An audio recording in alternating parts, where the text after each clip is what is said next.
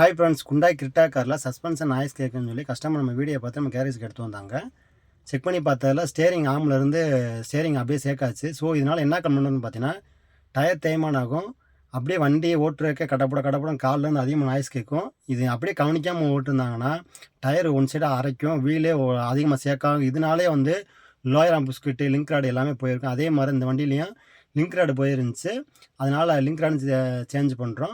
Change பண்ணிட்டு steering box வந்து original வாங்கி ஃபிட் பண்ணுறோம். லோக்கல் போட்டிங்கன்னா தாங்காது.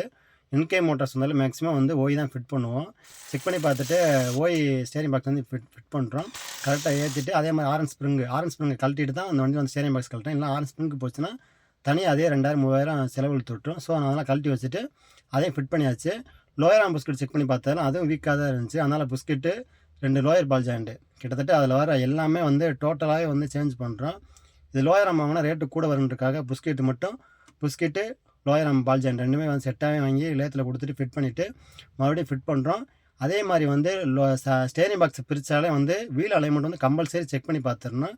அப்படியே ஓட்டினேன் டயர் தேய்மானம் ஆயிரும். ஸோ அதனால் வீல் அலைன்மெண்ட் பார்த்துட்டு ஓட்டி பார்த்துட்டு ஒரு போட்டு நாய்ஸ் இல்லை, கஸ்டமர் சாட்டிஸ்ஃபைடாக இருந்தாங்க. இந்த வீடியோ பிடிச்சா லைக் பண்ணி ஃபாலோ பண்ணி வச்சுக்கோங்க. தேங்க்யூ.